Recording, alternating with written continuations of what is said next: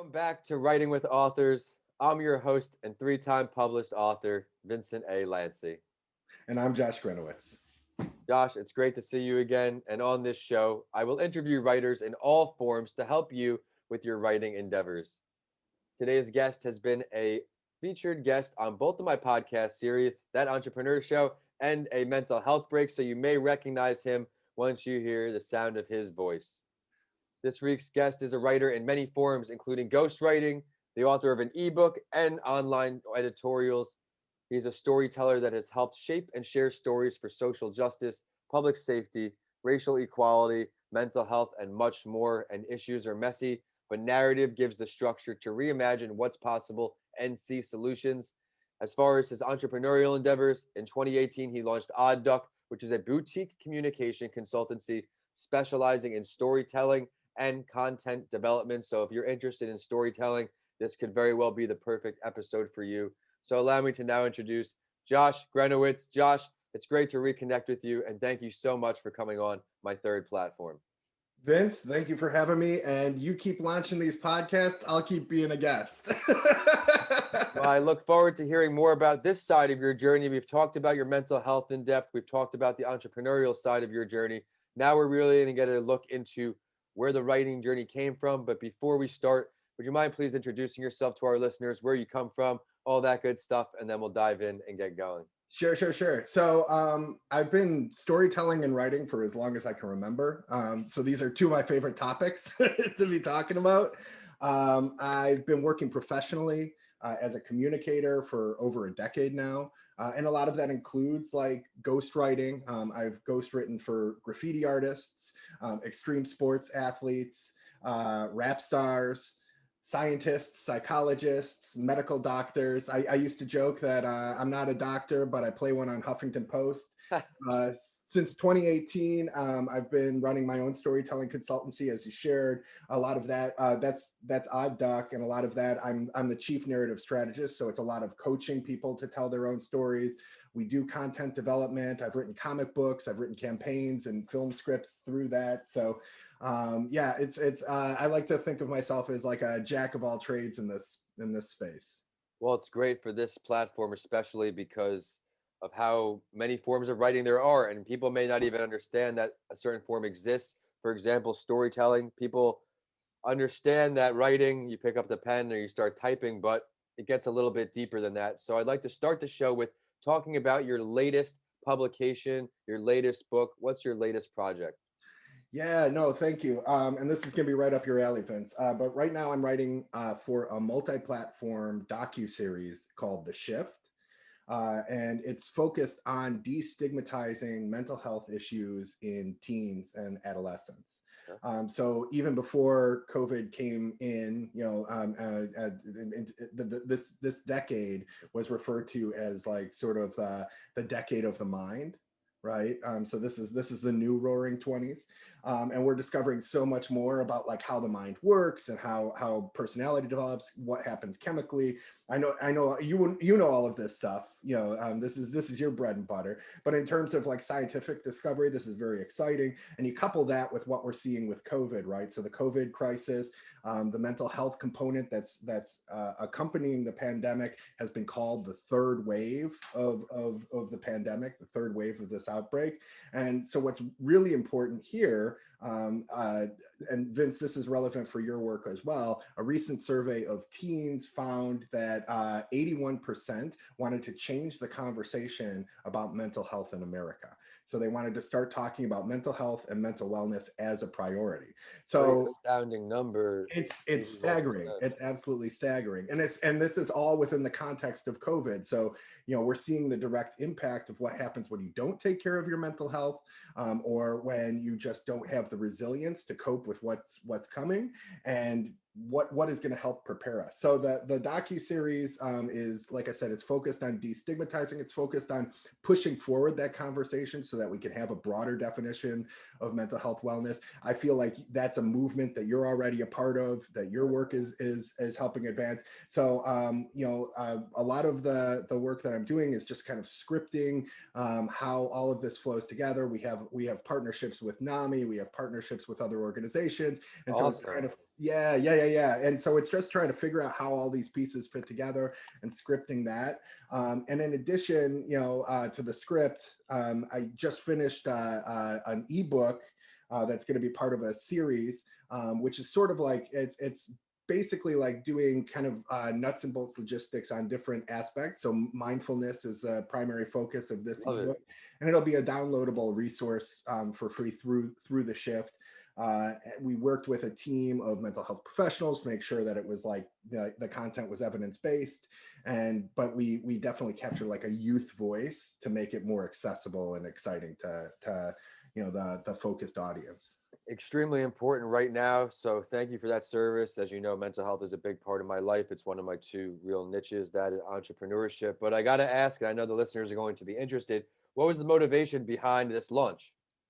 Yeah. So this project actually started. I think it started before COVID. They've been working on this for quite a while, and basically, the idea was, we need to set a new table. We need to set a new platform. We need to start talking about mental health in a new way, in a broader way, because even before COVID, we had a mental health crisis happening in this country, and Absolutely.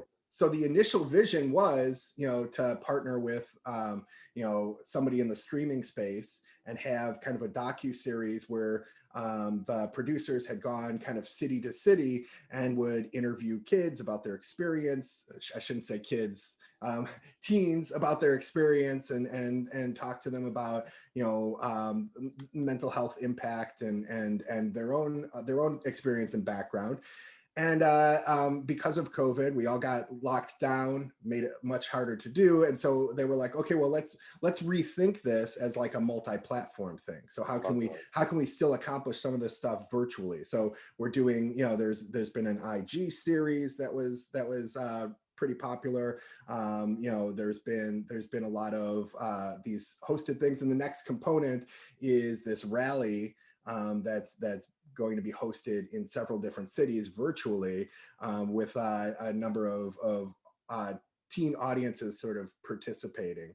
And the first one's going to be in Chicago. Second one's going to be in LA.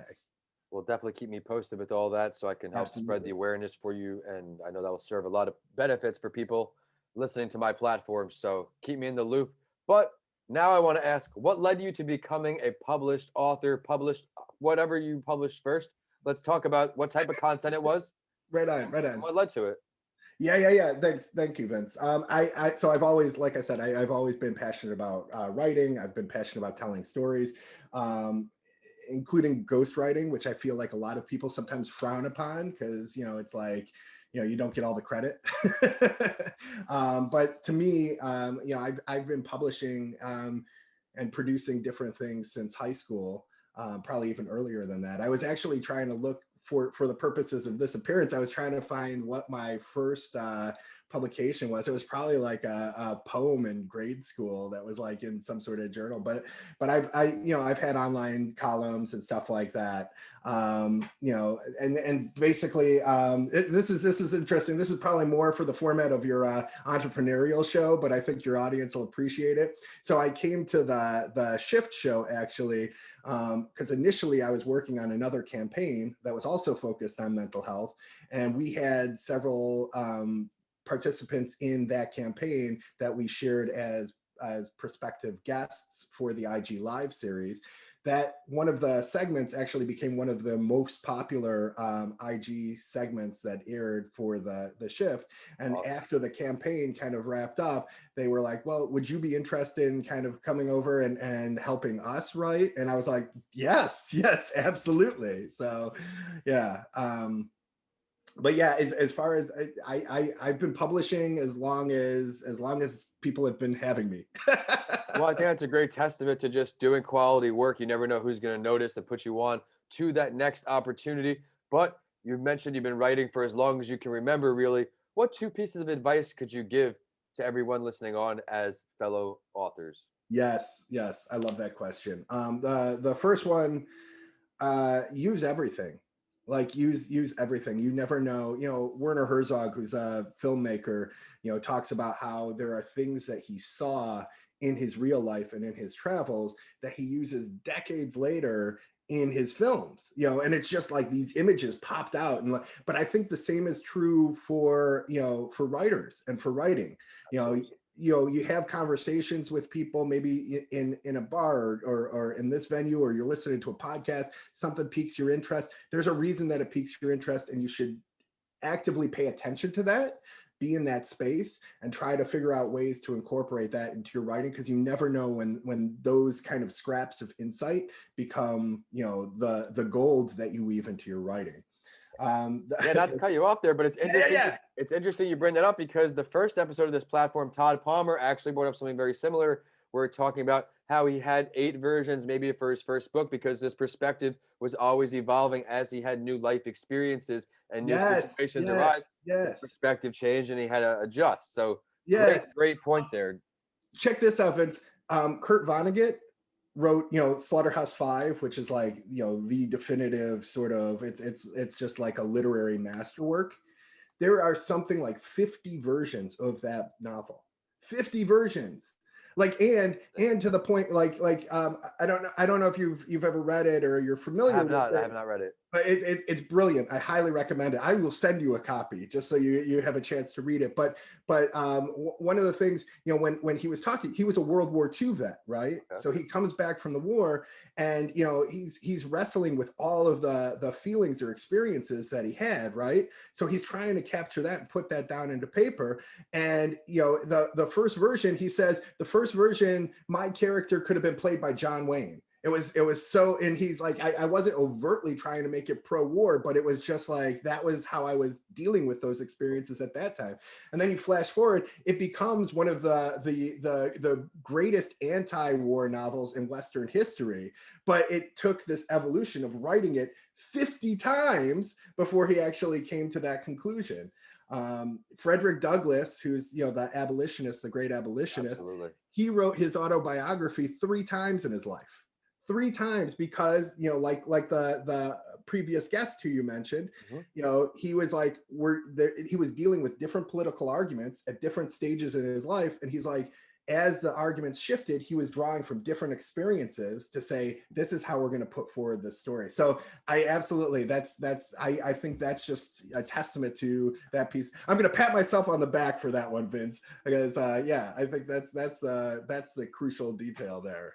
Every book that I've gone through and wrote, it's the first book I remember probably doing 1,000 times, and I started realizing that every time you read something, you can change a synonym, or you can change the way a sentence sounds. And it doesn't need to be changed, but you're in your own head for so long. So I could resonate with it. And then on the mental health book we just put out, shout out to my illustrator, Chris Bridge, who's amazing. She's been through a bunch of books. You know, she's got a great resume. And she said, you know, it can't be perfect. It always can be changing. It can always be changing. So I had to eventually get out of my head, push it forward. It is what it is. It looks great. I know the value's there. And some advice: don't take yourself too seriously. Never take yourself too seriously. Take your work seriously, take the craft seriously, take the subject seriously, take your subject seriously if you're interviewing, but don't take yourself too seriously. And I say that, Vince, because I feel like I have in the past taken myself too seriously and missed opportunities, genuine opportunities that could have set me up for success in some other area, because I was like, oh, well, that's not, whatever it may be, that's not part of my brand, or that's not, you know, a theme that I would write on, or, you know, I'm a literary, I'm aspiring to literature. I'm not going to write something like that. Don't do that. That's my advice. As we spoke about before the show, saying yes to new opportunities that we previously may not have said yes to. Hit it right on the head there, and your whole answer was great. Would you now mind please taking the time to share your contact info, website, social media, our listeners to get in touch with you? For sure. So my company is Odd Duck. We can be found at oddduck.io. Please sign up for my newsletter, get storytelling tips there, tricks, techniques. Those are included in every issue. We're also launching a blog that should be up by the end of the month. And so there'll be tips on stories, but also like some of the work that Odd Duck is focused on. You can also find some of our ongoing writing at oddduck.medium.com. I have a column and a post there. or connect with me on LinkedIn at odd-duck-llc, or just with me, Gryniewicz. It's probably easier to spell Odd Duck, so you might want to stick with that. But yeah, those are the main ways to connect with me right now. Definitely check out Josh's content. He's a great resource to have, especially in the writing world. I'm sure he'd be happy to connect with you at any time, pick each other's brain. But Josh, I'd like to thank you again for coming on the show and sharing your story. And for everybody tuning in, I'll see you on the next episode of Writing with Authors. Vince, thank you.